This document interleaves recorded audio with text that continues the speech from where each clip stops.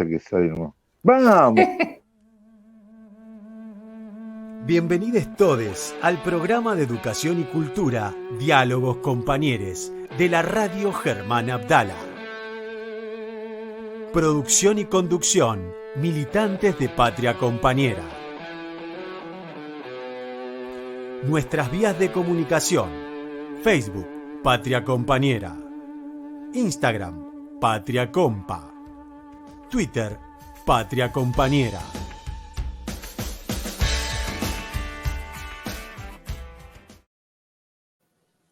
Muy buenas tardes, compañero, compañeras, compañero Walter, ¿cómo le va? ¿Cómo está? ¿Cómo está Alicia? Un saludo para la gente que nos acompaña, que a través de la red Germán Abdala y todas esas redes que mencionó nuestro amigo Maxi, nos puede conectar, pero le vuelvo a repetir, estamos en vivo, salimos por YouTube y salimos por Facebook. Así Y es. gracias porque hoy, con una propuesta novedosa para el programa, para el equipo, nos hacemos un espacio latinoamericanista Así eh, es. o suramericanista para entender la problemática de una república hermana y, bueno, además los temas de actualidad y todo lo que tenemos. Pero en Argentina pasan cosas. Pero en Argentina también pasan cosas, por supuesto. Bueno, queremos recordarles que hoy es 3 de junio, se cumplen 6 años del primer grito de Una Menos. Vamos a tener al final del programa alguna alusión a ese tema. Y bueno, más allá de las cuestiones más nacionales que nos están pasando, seguramente también vamos a tener alguna cuestión que nos va a traer Nadia durante las noticias. En este programa particular nosotros queremos abordar un tema que ya hace un tiempito, que es de la producción, con la compañera Clara, la compañera Roxana, con el compañero Armando en la producción y en la operación del programa veníamos charlando, que es analizar un poco la situación de Colombia. Pero no solo, pero digamos, Colombia como un emergente de una serie de problemáticas latinoamericanas que pueden haber empezado con alguna movilización hace algunos años atrás en Chile. Ecuador también tuvo su proceso de movilización, Perú, bueno, ahora Colombia. Entonces, por ahí la idea es preguntarnos un poco qué es lo que está pasando en América Latina, ¿no? ¿Por qué se están dando estos procesos, estas fuerzas como centrífugas, contradictorias, en un momento que todo nos pareció acariciar el sueño de la patria grande en América Latina, cuando estaba Lugo, cuando estaba Lula, cuando estaba Néstor y Cristina, el comandante Chávez, y qué pasó con ese sueño, ¿no? ¿Qué fuerzas fueron eclosionando después? Como que hay algunas cosas que quisiéramos instalar en el programa. Correcto, correcto. Y volviendo al punto del ni una menos, eh, no es una lucha individual o sectorial. Cuando nosotros fuimos al primer 3 de junio, me acuerdo sobre la 9 de julio, fuimos todos los compañeros y compañeras del sector y acompañando a nuestras compañeras de Arte Agricultura y nos dimos cuenta de esa marea de gente y cómo también una reivindicación en la lucha se puede hacer también con esa dureza que da el ánimo, el corazón. Así que me siento orgulloso de haber participado en casi todas. Hicimos transmisiones con la Radio Germán Abdala en 2, Qué bueno. y la verdad que fue una experiencia, y todas hechas operadoras, conductoras, todo hecha por las compañeras del colectivo Género de ATE. Y me parece que esa es la herramienta, y que no sea solamente el 3, sino que todos los días hagamos un poquito para terminar con esta situación. Y respecto a lo que vos planteabas de esa época, la Belle Époque, ¿no? La Como se dice antes, la, latinoamericana. Be- la Belle Époque latinoamericana, ¿cómo le vamos a hacer felices? Donde estaban Exactamente. todos esos compañeros y compañeras en el momento donde realmente le pudimos hacer, le molestamos muy grande al imperio. El imperio nos cobró, por supuesto, nos cobró Por el vuelto, supuesto. porque después hizo una andanada con la connivencia de la justicia, de los medios, nos devolvió lo contrario, y todos los países fueron cortados por un sesgo muy liberal y derechoso, que bueno, es materia para charlar con eso. Quiero saludar a la gente, la verdad, increíble cómo está Sí. entrando la gente, Alicia. Así que bueno, contemos un poco de nuestra realidad. 32.200 casos en el día de hoy, así que estamos preocupados para que se baje se achate esta, esta meseta lo más pronto posible. Sí, estamos muy preocupados también por, digamos, este cruce entre pandemia y oportunismo también, ¿no? De la oposición que en un momento de crisis tan grande, de crisis sanitaria, porque las situaciones de algunas provincias, hoy escuchaba la situación de la provincia de Córdoba, es desesperante. Siempre tenemos atrás esta máscara, este momento que, bueno, nada, que nos pone a todos en una situación de encontrarnos con que hay una fuerza, que es la fuerza que tiene que ver con nuestro gobierno, que lucha por conseguir las vacunas. Ahí estamos así con una serie de carteles que van y vienen, que lucha por conseguir las vacunas, que los operativos de vacunación funcionan correctamente. Hay días en que las aplicaciones de comunicación de la información de las vacunas se colapsan de la cantidad de información que sale y sin embargo se sigue construyendo ese mito de que las vacunas no están, de que la vacuna se la robaron, de que por qué sí a Pfizer y por qué no, digamos. Yo espero realmente que más temprano que tarde el juicio de la historia le llegue a gente como Patricia Bullrich, a gente como Iglesias, a gente como Macri, porque realmente el daño que hicieron y que todavía siguen haciéndole a la realidad de nuestro país es absolutamente impensable, digamos, ¿no? Difícil de verlo más allá de la banalidad del mal, ¿no? Como decía Hannah Arendt.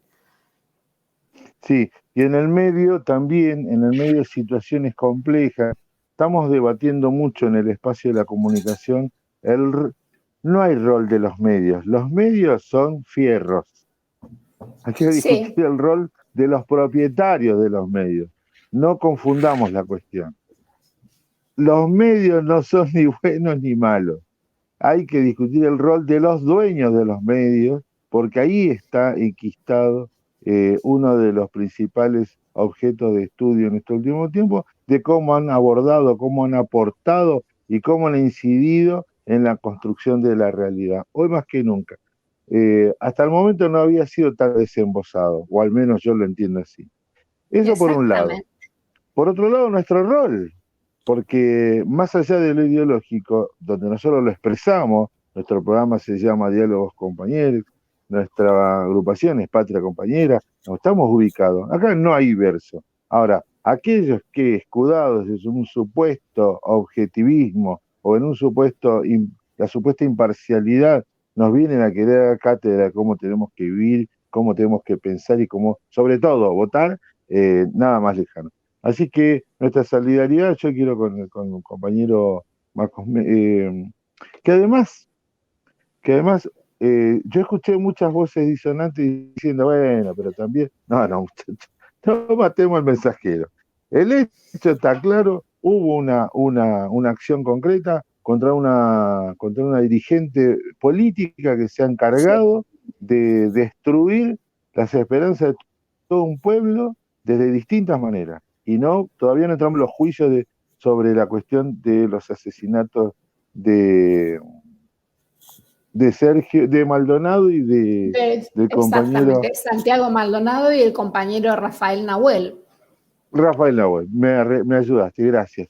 Yo lo que quiero Sí, concretamente es decir, Rol de los medios es el nuestro. Nosotros tenemos un medio que reivindica, construye y participa para una propuesta en comunicación donde se multipliquen las voces. Y respuesta al rol de la gente, nadie puede decir que en nuestro espacio, en nuestra radio, hemos hecho algún tipo de censura.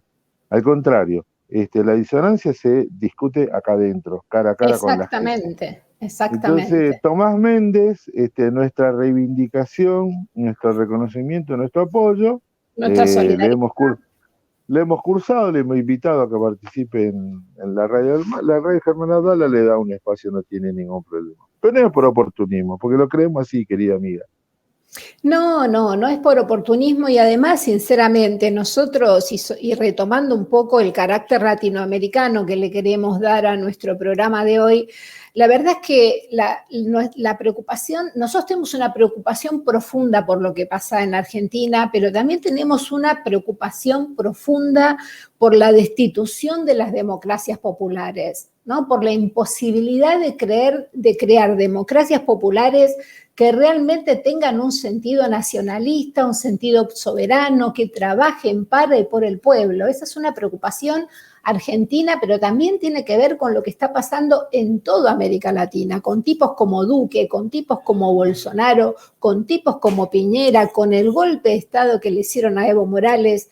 Digamos, cómo nuestros países están absolutamente atravesados por esa situación donde hay líderes populares que son reconocidos por el pueblo y que hacen acciones a favor del pueblo, después son las víctimas del lawfare, de la persecución judicial, de bloqueos financieros, se los acusa de todo tipo de corrupción, que son todas acciones que nosotros que yo las enmarco dentro del neocolonialismo. Esta es una nueva manera de colonizar América Latina, de volver a crearnos como países dependientes, de destruir esta idea de que somos una gran patria con un único destino, que es el destino de nuestra liberación.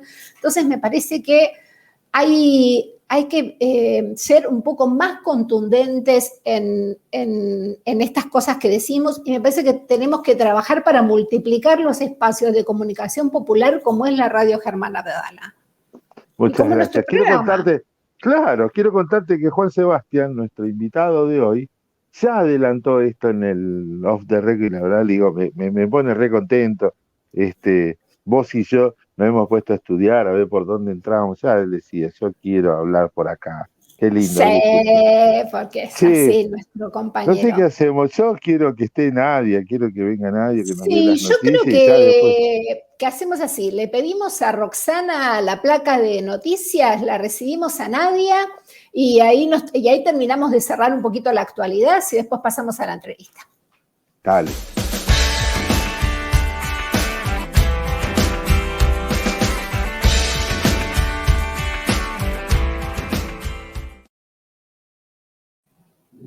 Nadia, ¿cómo estás? Buenas tardes. Hola Walter, hola Alicia, también un gran saludo a todos y todas los que nos están escuchando y viendo en este momento. Impresionante. De acá, de Colombia, que estaba viendo los comentarios, un abrazo enorme para todos. Y bueno, vamos a empezar y vamos a hacer lo más breve posible con la actualidad educativa de esta semana. Bueno, en primera instancia nos remite a lo que fue la presencialidad en la ciudad de Cava, Mendoza, Santa Fe y Córdoba, que a pesar de estar en alerta epidemiológica por COVID, decidieron mantener, después del confinamiento que tuvimos hasta el 31 de mayo, volver a las clases presenciales. Por este tema, las autoridades nacionales y los gremios docentes criticaron y rechazaron la decisión y advirtieron los riesgos que conlleva esta decisión en medio de la segunda ola. También se manifestó el ministro de Educación Nacional, Nicolás Trota, acusando a estos distritos y áreas de nuestro país, acusó de incumplir los parámetros sanitarios acordados en el marco del Consejo Federal de Educación. Y en un programa radial, Trota, más allá del discurso que nos tiene acostumbrado de casi moderado o tibio, se arriesgó a hacer dos preguntas retóricas, como por ejemplo, decir, ¿estamos frente a una decisión especulativa o sanitaria? Hablándole directamente a los gobernadores y en la segunda pregunta que también formuló diciendo, ¿quién maneja la agenda política de Capital Federal? ¿Patricia Bullrich o Horacio Rodríguez Larreta? Me encantó tu comentario de entre tibio y no sé qué. Sí, fue. Muy bien, Nadia. Parece que se despertó y bueno, hizo estas declaraciones. También afirmó que la presencialidad no es un deseo, sino es una responsabilidad. Ahora, ¿qué pasa con el resto de las provincias, como Córdoba y Mendoza? La situación es similar. La Unión de Educadores de la provincia de Córdoba manifestó a través de su secretario general, Juan Monserrat, que el retorno a la presencialidad es sostener un eslogan publicitario que solo expone a los y las trabajadoras de la educación y también a los y las alumnas y alumnos. Y exigen el cumplimiento de la resolución 394 del Consejo Federal de Educación, porque además de no cumplir con el DNU, están incumpliendo con las cláusulas del Consejo Federal de Educación que estiman quiénes pueden tener clases presenciales según riesgo epidemiológico y quiénes tienen que tener clases virtuales. Y bueno, Santa Fe mantuvo la presencialidad hasta esta semana, donde aceptó que no va a haber presencialidad debido a que Santa Fe está atravesando un colapso sanitario. Es más, el gobernador de Santa Fe dijo que va a acatar el DNU, que empezó el 22 de abril y finaliza el 11 de junio, y tomó también como otra medida que el 5 y el 6 de junio sea de confinamiento estricto en toda la provincia de Santa Fe. No le quedó otra ante el colapso sanitario de la provincia. Claro. Siguiendo con los docentes de Capital Federal, Larreta deberá pagar los días descontados de huelga. Después de varias semanas de movilización, concentración, radios abiertas, la caravana que van a hacer los docentes de memoria de los docentes y auxiliares fallecidos, que la semana pasada hablábamos de 16, pero esta semana asciende a 22 los fallecidos, docentes y auxiliares en Cava, debido a complicaciones de COVID y por COVID.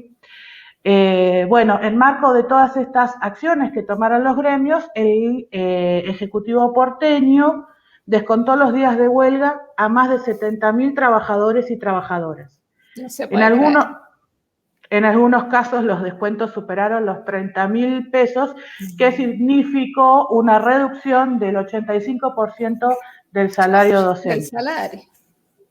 Pero bueno, en esta semana, por este tema, el Juzgado de Justicia Nacional de Trabajo número 1, instancia número 4, ordenó que se disponga el cese del comportamiento antisindical y ordenó que se proceda a la inmediata devolución de los días descontados.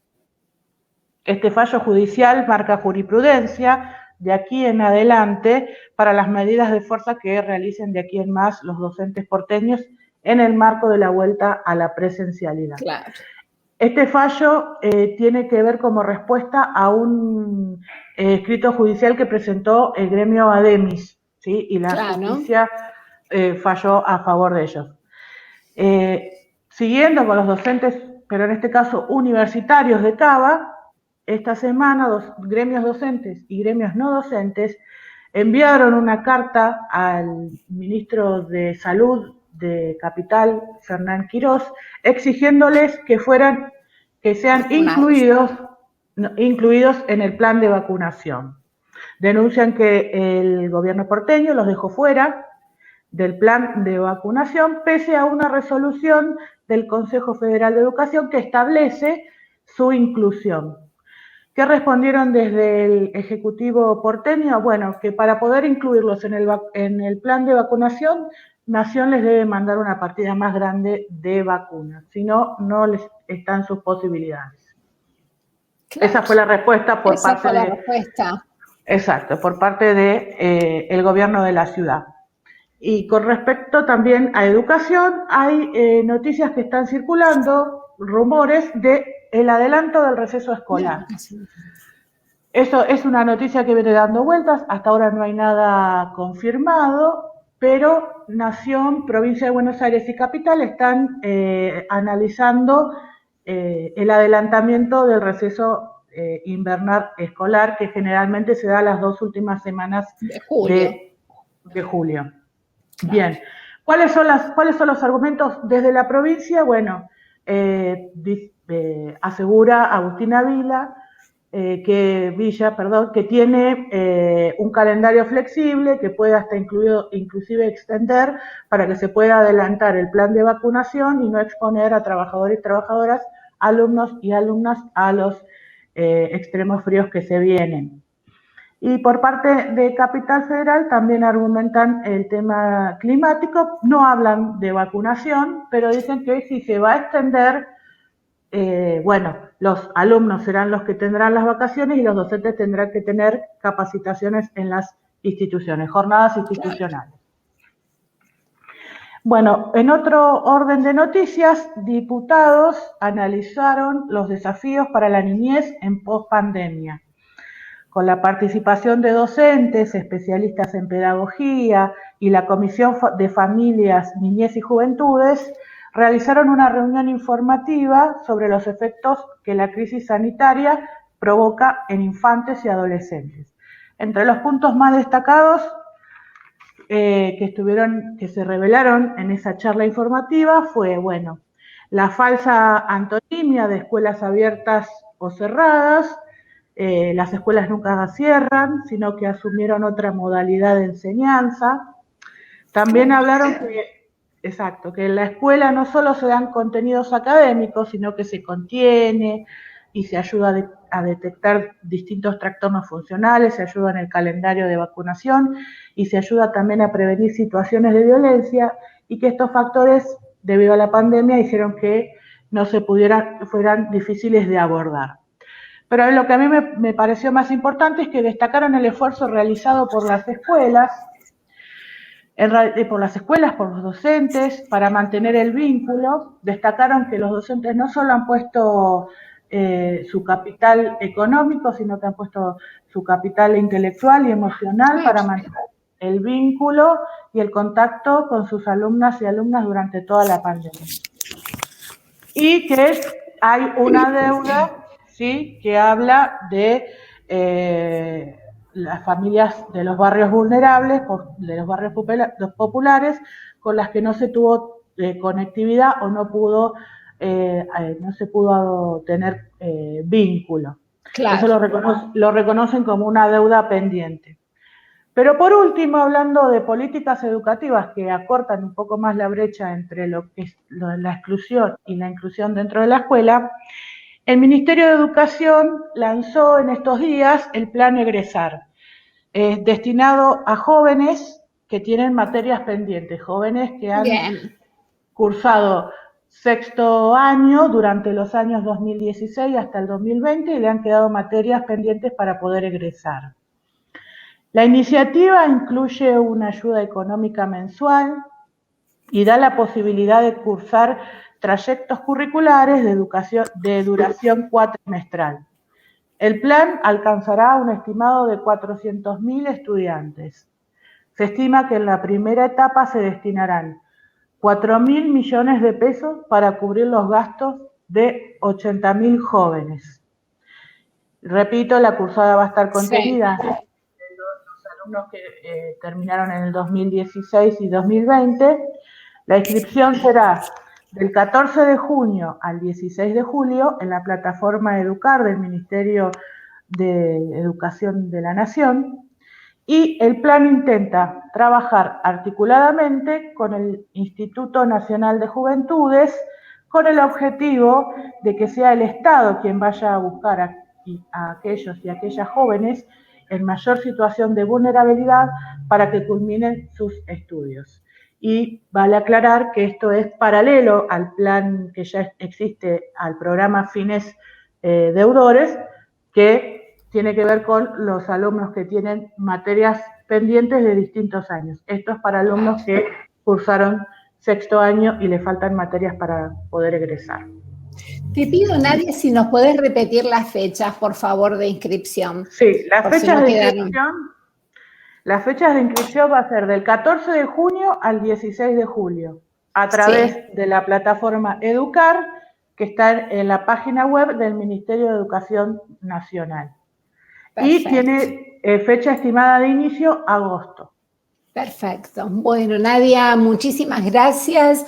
Empezamos como con algunas noticias duras, pero por suerte estas son las buenas noticias, ¿no? De las ayudas a nuestros chicos, nuestras chicas, para que puedan tengan una oportunidad más de terminar la escuela secundaria. Muchas gracias, Nadia. Gracias a ustedes. No, por favor. Genia, Nadia. Roxana, te pedimos placa y pasamos a nuestra entrevista de hoy. Momento de entrevista en Diálogos Compañeros.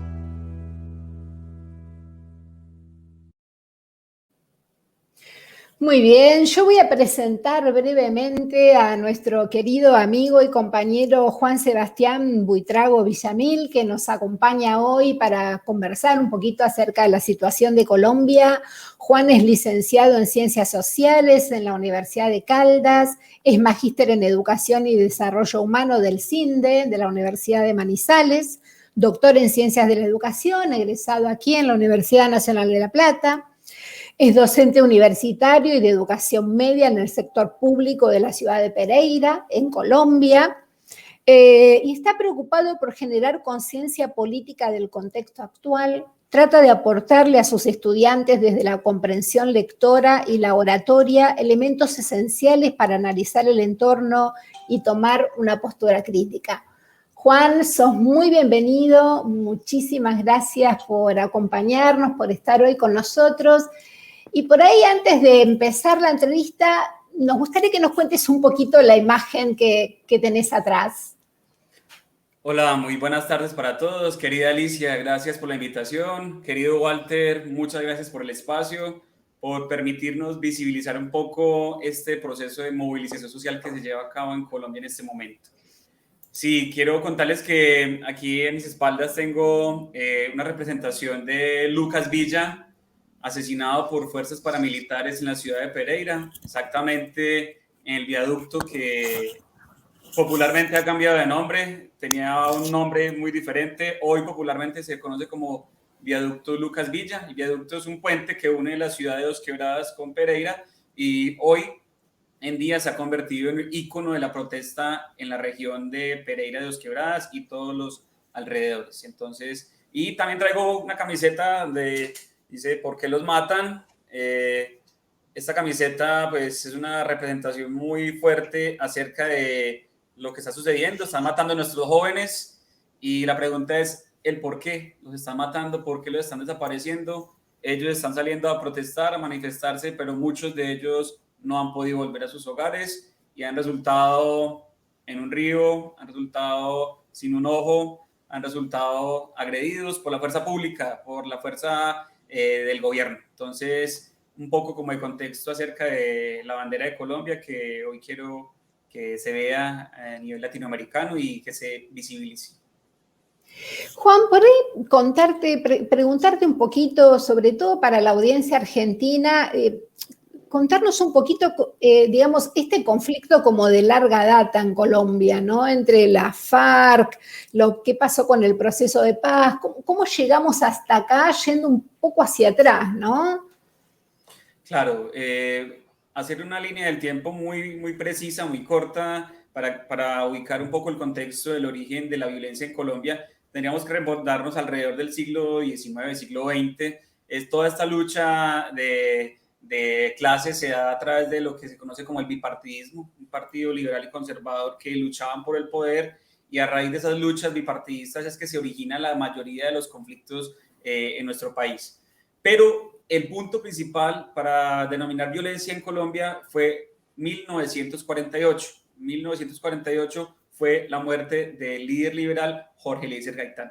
Esa época se conoce como la época de la violencia en Colombia, y de 1948 a hoy es que tenemos una serie de acontecimientos nefastos, porque a raíz de eso nacen grupos insurgentes como las FARC, antiguas FARC, hoy es un partido político llamado Los Comunes, y nace por otro lado los grupos paramilitares auspiciados por el gobierno, auspiciados por fuerzas militares, auspiciados por terratenientes. Entonces, esto en el marco de la violencia es nefasto, porque a raíz de luchar por diferentes ideales, guerrilla y paramilitares, y apoyados por diferentes frentes, pues nos da el origen a la violencia en Colombia. Además, tenemos que recordar que pues la Guerra Fría nos tocó fuertemente a nosotros también desde el punto de vista político y acción violenta. Entonces esta Guerra Fría nos proporciona ideologías de izquierda, ideologías de derecha. Entonces se conforman por un lado las guerrillas, se conforman por otro lado los grupos paramilitares, pero no solamente nacen las FARC, también nacen otros grupos guerrilleros como el ELN, que hoy todavía existe. Claro.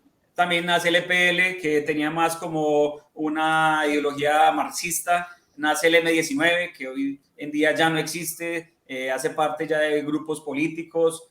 Bueno, Gustavo Petro, uno de los líderes políticos de Colombia, hizo parte de este M-19, pero de la parte urbana, no como se le quiere tildar, que hizo parte de la toma del Palacio de Justicia y una cosa y la otra, sino que la real historia cuenta que él hizo parte pues del M-19, de la parte ideológica y más urbana como tal. Entonces, ese es como un pequeño como esbozo de la violencia política en Colombia. Es muy amplio, pero pues el tiempo nos permite ser como un poco más concretos y como tratar de vislumbrar de que, a ver, en Colombia existe violencia tanto de la guerrilla como tal, también como de los paramilitares. Bueno, se dieron muchas formas de violencia, pero los gobiernos colombianos trataron de llegar a un acuerdo de paz con las FARC, que fue como la guerrilla más fuerte y la guerrilla más antigua del hemisferio occidental. Se dieron muchos intentos de firma de un acuerdo de paz por allá en el 84, por allá en el 91, por allá en el 98, cuando llega el paramilitar Álvaro Uribe Vélez en el año 2002 y con su régimen de terror de 2002 a 2010. También nace allí en el 2002 al 2010 todo lo que es el concepto de falsos positivos. Eran desapariciones forzadas de muchos chicos inocentes que les ofrecían trabajo en otro lugar del país y los ponían un camuflado y los mataban y los hacían aparecer como si fueran bajas reales de las FARC. Y aparecían con las botas al revés, o sea, los zapatos al revés. Bueno, había muchas incongruencias acerca del asesinato de esos jóvenes que realmente son unos héroes y han dejado una serie de situaciones. Quiero recomendarles en YouTube, hay un documental, se llama El Silencio en el Paraíso. Ese Silencio en el Paraíso narra muy bien cómo ha sido el proceso de estas pérdidas humanas conocidas como los falsos positivos durante el gobierno de Álvaro Uribe Vélez. Entonces, 6.402 vidas que se perdieron durante el gobierno de Álvaro Uribe Vélez. Son demasiados jóvenes que perdieron su vida solamente por mostrar cifras ante la opinión pública, sobre todo ante los Estados Unidos, para poder recibir más ayudas económicas y poder no perder de vista que Estados Unidos fuera el padrino económico de Colombia. Entonces, claro, es como un poco como un escenario bien fuerte, pues porque tanto paramilitares como la guerrilla pues posibilitaron secuestros, masacres, desplazados. O sea, esto fue una situación supremamente fuerte y que pues hoy día pues sigue siendo un escenario bastante macabro.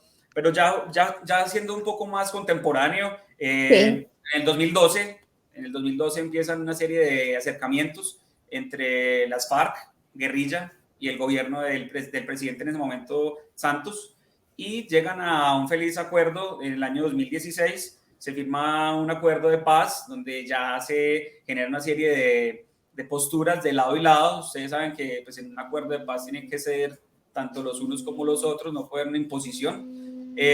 Una de las exigencias era que las FARC pudieran hacer parte de un partido político, y hoy en día ellos tienen representación en el Congreso de Colombia, tienen curules en el Congreso de República y hacen parte entonces de la toma de decisiones de nuestro país desde la parte legislativa. Pero desafortunadamente muchos de los excombatientes han sido asesinados, han perdido la vida, alrededor de unos...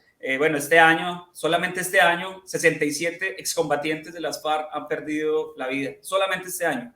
Teníamos que hacer ya la reseña desde el año 2016 que se firma el acuerdo de paz, cuántos realmente, pero ya estamos entonces mirando desde qué punto de vista hay datos, porque el gobierno tiene unos datos, pero yo sí quisiera recomendarles a Indepaz. Indepaz es una ONG, tiene un perfil de Facebook bien interesante. Indepaz realmente recibe denuncias día a día de todo ese tipo de acciones violentas por parte del Estado contra los excombatientes y sobre todo contra los jóvenes colombianos que están hoy día en las calles manifestándose pacíficamente. Claro. Y Juan, contanos un poco en esta coyuntura particular, este año, ¿cómo se dio origen al conflicto? ¿En qué situación está el paro en este momento? Porque, digamos, a veces uno desde aquí, desde Argentina, tiene la sensación de que, bueno, hubo una reforma impositiva y la gente se salió a la calle, pero ¿cómo se gestó esto, digamos, este movimiento de este año en particular? Sí, el paro empezó el 28 de abril, a hoy llevamos 36 días de movilizaciones muy fuertes, movilizaciones pacíficas, movilizaciones que los medios de comunicación tradicionales en Colombia como RCN y Caracol quieren hacer pasar como si fueran violentas y como si fueran vándalos todos los participantes del paro nacional.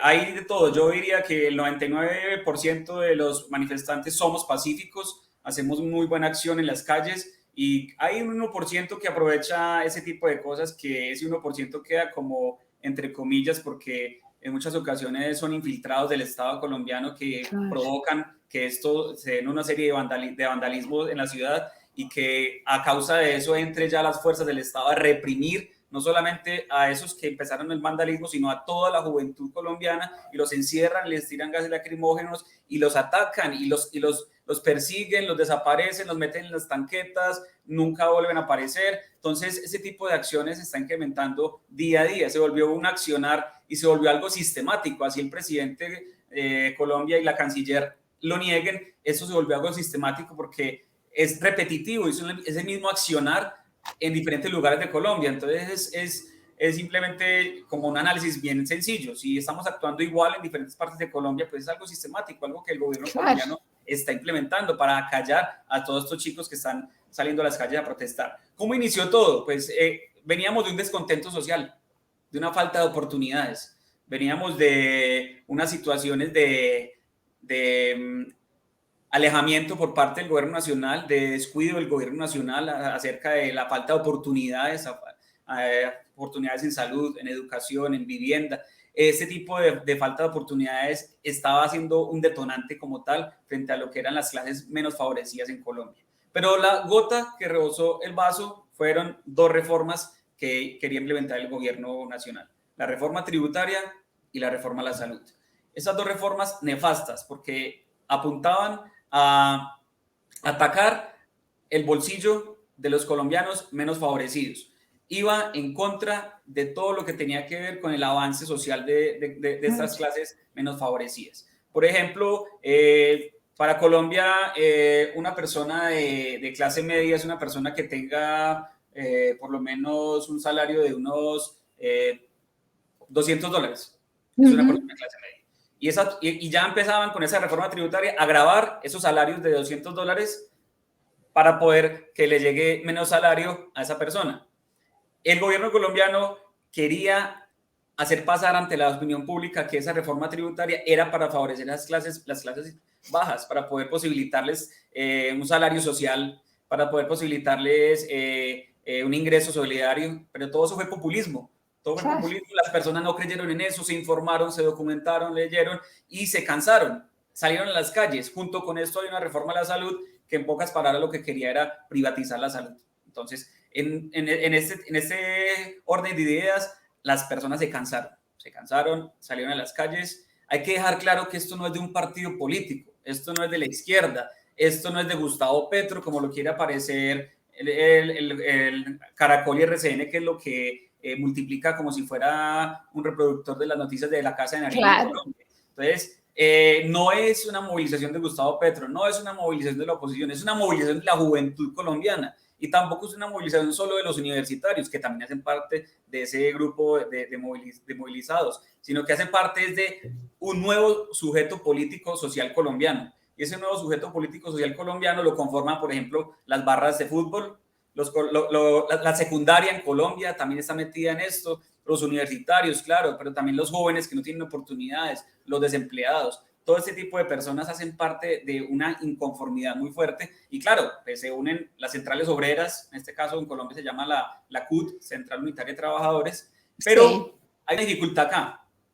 Los chicos que están en la calle, los que conforman la primera línea, un concepto bien chileno ¿cierto? La primera línea que es de poder resistir como el ataque del SMAT, que es la policía, como si fueran los Robocop, acá se dicen así como Robocop para poder repeler a las manifestantes. Estos chicos hacen parte entonces de lo que es la primera línea y hay segunda, tercera, cuarta línea. Bueno, hay una organización muy interesante y muy bonita de estos jóvenes que están allí en las calles resistiendo todo este ataque del Estado colombiano. Entonces, ese es el origen del paro. El origen del paro es una inconformidad. Además, venimos de una pandemia mal manejada por el gobierno. Hay hambre, hay desempleo. El gobierno colombiano no fue eficiente. No fue eficiente en el manejo de la vacuna, no fue eficiente en la compra de la vacuna.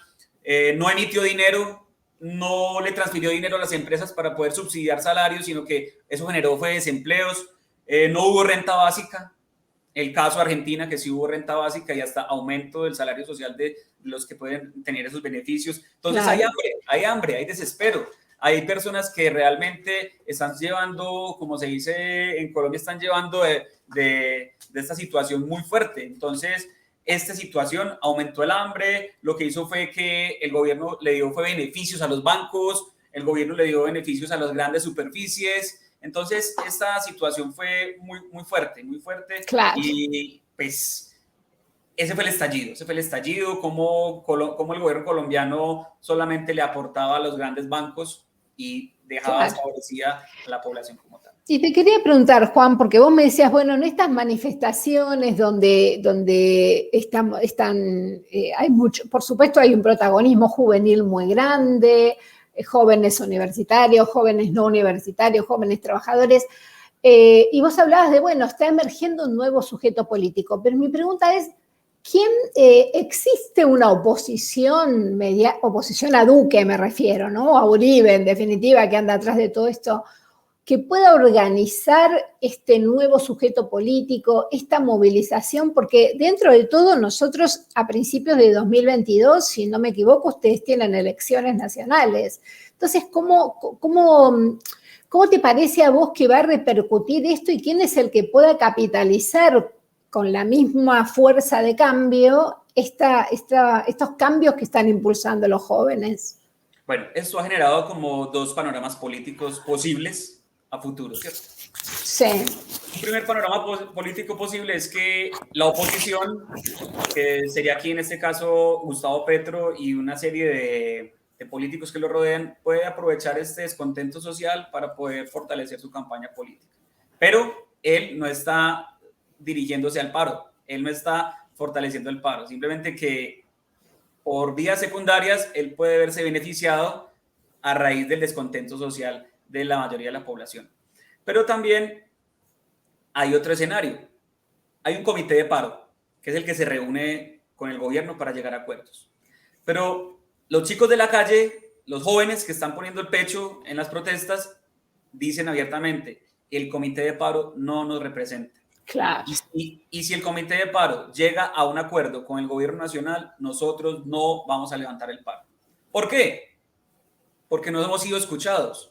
Porque nosotros en la calle, en nuestras asambleas populares, recurriendo a las libertades populares de Freire, el gobierno no ha querido llegar a escucharnos. En el Ágora Pública griega, nosotros nos reunimos, esos chicos se reúnen y hacen asambleas populares semana tras semana. Esto está muy bien organizado, no como lo creen los medios de comunicación tradicional. Estos chicos están muy bien organizados y hacen asambleas populares. Y esas asambleas populares generan de que llegue cualquier persona y quiera aportar ideas de lo que hace falta, de lo que se requiere para negociar. Pero el gobierno no se ha sentado con ellos, no ha ido a la calle, no ha ido a Puerto Resistencia, no ha ido a Cuba Resiste aquí en Pereira, Cali, que ha llevado tantos muertos en este paro nacional. No, el gobierno nacional no se ha sentado a hablar con los jóvenes y ellos lo que quieren es que sean escuchados. Quieren que exista dignidad, que exista, que el gobierno acepte que ha matado jóvenes, que acepte que ha desaparecido jóvenes, que por lo menos en un país donde en otro país donde suceda este tipo de muertes de jóvenes, pues las cúpulas militares ya hace rato tendrían que haber cambiado, tendrían que haber desaparecido, pero aquí no pasa nada. La semana pasada el Congreso de la República le hizo moción de censura al ministro de Defensa, y como son mayorías del gobierno, lo salvaron, votaron las mayorías para que se quedara el ministro de Defensa a favor de la vulneración de los derechos humanos. Entonces, ese es un escenario político y una posible plataforma para que un gobierno alternativo pues llegue a la presidencia de la República en el año 2022, que son las elecciones para el Congreso y para la presidencia. Y para la presidencia. Vos sabés, Juan, y un poco terminando la entrevista, estoy como prestando atención a lo que vos me decís y también leyendo mucho los comentarios de la mayoría de jóvenes que te están escuchando. Hay muchos del Instituto Kennedy, así que supongo que tus estudiantes están particularmente participando y me parece muy bien. Y me conmueve mucho estas dos cuestiones que ellos están diciendo, ¿no? Por un lado, el derecho a ser educados, por otro lado, un grito a favor de sus derechos humanos, de que no los maten, de los heridos y lesionados civiles que ya cuentan miles y miles de casos. Y bueno, pero con una convicción que parece que que la van a seguir peleando, ¿no? Eso me conmueve de lo que estoy leyendo un poco entre líneas y bueno, algunos comentarios que estamos subtitulando. Esta situación es histórica en Colombia. Esta situación no tiene precedentes. El precedente más cercano fue en 1948, con lo que se llamó el Bogotazo, que fue la muerte de Jorge Eliezer Gaitán. Fue lo más parecido, pero hoy en día este movimiento social está muy fuerte, está fortalecido, hay demasiada indignación, hay demasiadas situaciones que faltan por esclarecer, hay cifras aterradoras de desaparecidos por parte de la fuerza pública. Es el caso, quiero como mencionar solamente algunos casos. Sí, por favor. La Fiscalía colombiana dice que solamente hay 129 desaparecidos. Sí. Indepaz, que es la ONG que comentaba anteriormente, tiene el dato de más de 346 desaparecidos. Pero la Cancillería colombiana, que fue a Estados Unidos a decir mentiras, dijo que solamente había un desaparecido, que no habían datos de más desaparecidos. Entonces, miremos cómo el gobierno colombiano quiere tergiversar la información. Claro. Tergiversarla tanto que quería frenar la visita de la Comisión Interamericana de Derechos Humanos. No querían dar la anuencia para que la CIDH llegara a Colombia a hacer la investigación de todos estos casos de vulneración de derechos humanos. Afortunadamente es otro triunfo de la protesta social. Ya la CIDH llega a Colombia la próxima semana, llega el 8 de junio a hacer una visita de campo para poder escuchar a la sociedad civil y darse cuenta de la vulneración de derechos humanos, y es uno de los triunfos, porque es que hay varios triunfos. Por ejemplo, cayó la reforma tributaria, cayó la reforma de la salud, cayeron los ministros, cayeron los viceministros, cayó la canciller, se recuperan las curules en el Congreso de la República de las víctimas, que fue uno de los acuerdos de paz entre las FARC y el gobierno. Entonces, estos logros del paro nacional hay que visibilizarlos, hay que contarlos. Claro. Y hay que fortalecer este movimiento porque se están logrando cosas, y entonces tenemos la fuerza, tenemos los motivos y tenemos la lucha por delante por visibilizar. Claro. Bueno, Juan, ¿alguna cuestión que te parezca importante contarnos, que se nos escapó en esta entrevista, pero que te parezca que nos pueda dar un poco un cierre? Lo más interesante que a mí me ha parecido de este movimiento social es que no está politizado, que se unieron todos los jóvenes sin importar por ejemplo, a qué equipo de fútbol simpatiza. Se unieron los chicos que hacen parte de la universidad, se unieron chicos que hacen parte del barrio más pobre de Colombia. Entonces hay una unión, hay una fraternidad. No se está señalando si usted viene de determinada clase social. Claro. Están marchando todos, desde el más pobre hasta el más rico, porque están sintiendo que este gobierno está fuera de tono, está sintiendo que este gobierno no está aportando a la sociedad colombiana. Entonces, eso es lo que está dejando, que solamente hay que llamar esto, es un solo grupo de manifestantes que se cansaron, que es la juventud, este nuevo sujeto político social colombiano. Está conformado por todos, tanto universitarios como chicos de secundaria, como las barras bravas. Entonces, esto hay que rescatarlo y hay que contarlo, y hay que sacarlo como esa burbuja que el gobierno quiere mostrar de que hay que echarle la culpa a Petro. Y entonces, hoy en día, la moda en Colombia es Petro tiene la culpa, Petro tiene la culpa. Entonces, el gobierno, todo lo que pasa es el gobierno anterior o Petro.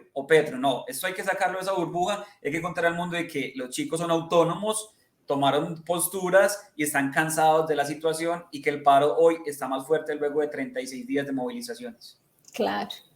Bueno, y ojalá esto realmente eclosione en un movimiento que pueda hacer despertar a Colombia después de todo este tiempo de opresión, de un país que está absolutamente penetrado por la embajada norteamericana y que desde ahí incluso maneja los intereses de América Latina. Que nunca más tengamos que escuchar palabras como las de, estoy leyendo un testimonio de Angie López que dicen nos están matando en las calles y no hay quien ponga la cara. Todo esto es dolor de pueblo, ¿no? Nos duele, nos conmueve, al mismo tiempo nos da expectativas, nos da esperanza de un futuro posible. Así que toda nuestra solidaridad con el pueblo colombiano, con cada hermano y hermana colombiana, estamos apoyándolos en la lucha y bueno, y aquí estamos y están abiertos los micrófonos de la radio Germán Abdala cada vez que necesiten comunicarnos lo que les parezca. Es nuestro compromiso con, bueno, intermedio tuyo, Juan, pero para que sepa, para cualquier situación que el pueblo colombiano nos necesite. Profe, muy agradecido por permitirnos visibilizar este movimiento social colombiano, por permitir contarle al mundo, porque muchas personas están observando este diálogo, contarle al mundo de que en Colombia existe vulneración de derechos humanos por parte de la fuerza pública. Hay demasiadas personas perdidas todavía, hay chicos lesionados, hay chicos en la calle que lesiones populares, entonces necesitamos que esto se visibilice. El gobierno colombiano le puso como una norma a la CIDH para su visita. Le dijo, primero se reúne con nosotros y luego sí se puede reunir con los demás. Pero pues, eso es imposible porque la CIDH no va a hacer eso. Ella es independiente, autónoma, ella va a ir a buscar los testimonios reales en el campo como tal. Entonces, muchas gracias por la solidaridad, por el espacio, por permitirnos hablar. Claro que estaremos muy atentos de volvernos a encontrar por este medio para poder contar a ver cómo va la situación y de qué manera pues sigue la situación. Perfecto, muchas gracias, Juan, y bueno, también ustedes forman parte de nuestra patria compañera. Claro sí. Muchas gracias. Bueno, Roxana, pasamos a nuestra última parte del programa, si tenemos placa, y vamos cerrando con nuestra sección de varieté.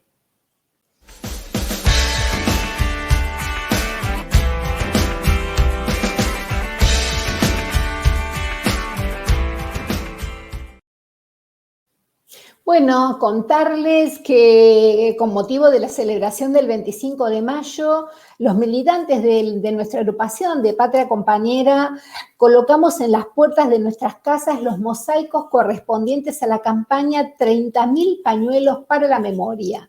Es un proyecto comunitario de arte masivo, de arte popular, para mantener viva la memoria por la verdad y la justicia. Nuestra compañera Sandra Del, una artesana de la ciudad de Magdalena, que forma parte del programa 30.000 pañuelos por la memoria, realizó los mosaicos que hoy forman parte de los 2.640 pañuelos ubicados frente a las casas registrados hasta el 2021.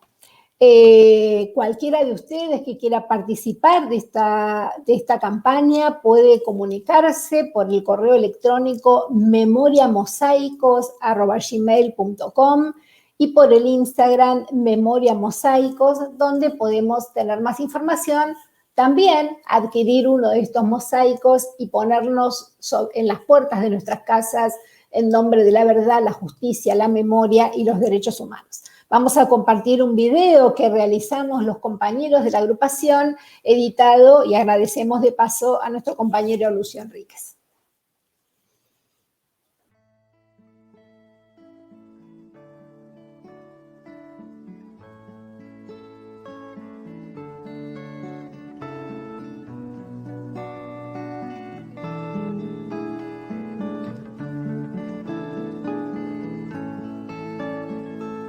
Si una estrella más cayó, este cielo llorar. Si nadie reclama luna y luz, este sol ya se apagó. Si un beso es uno más, esta boca espera. Si una campana no suena, el silencio se durmió. Llaman y llaman las flores al sol. Juegan y juegan todos los días al amor. Si no me llamas como hace la flor, te iré olvidando todos los días un poco.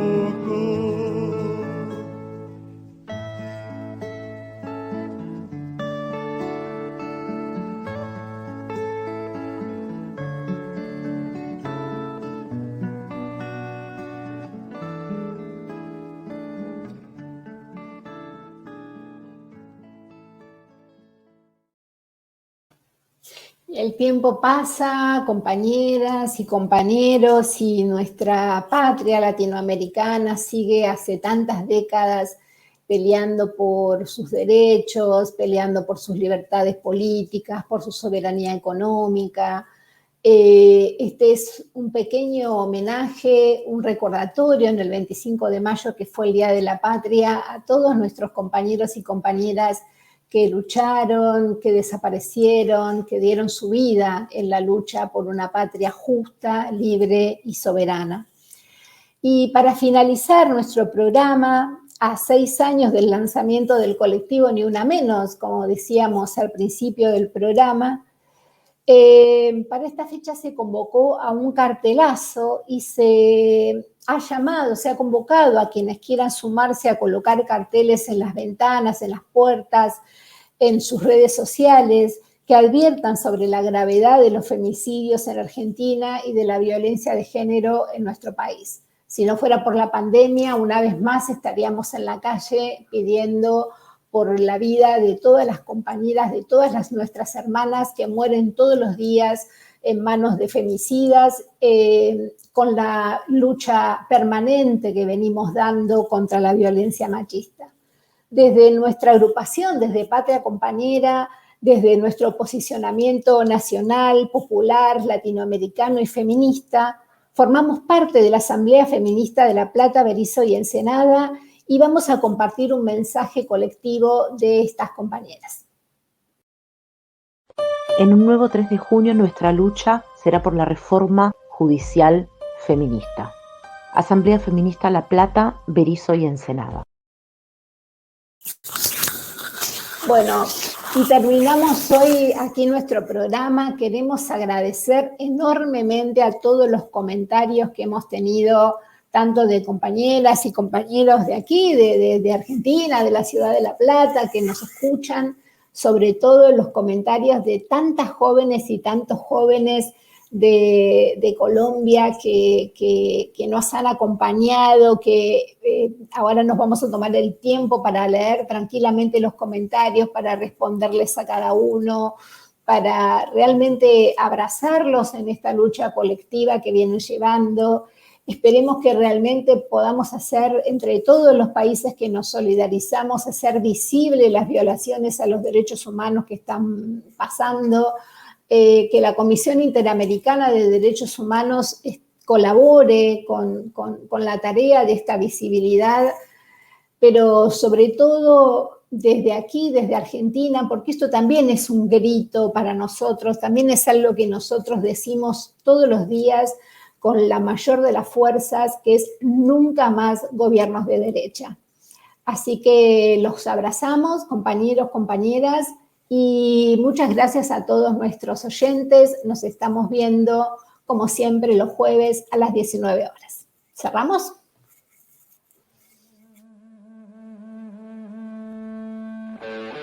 Este programa fue una producción de Patria Compañera. Nos pueden ver en la semana en nuestras redes sociales y en las de la radio Germán Abdala de AT Capital. Nos encontramos el próximo jueves a las 19.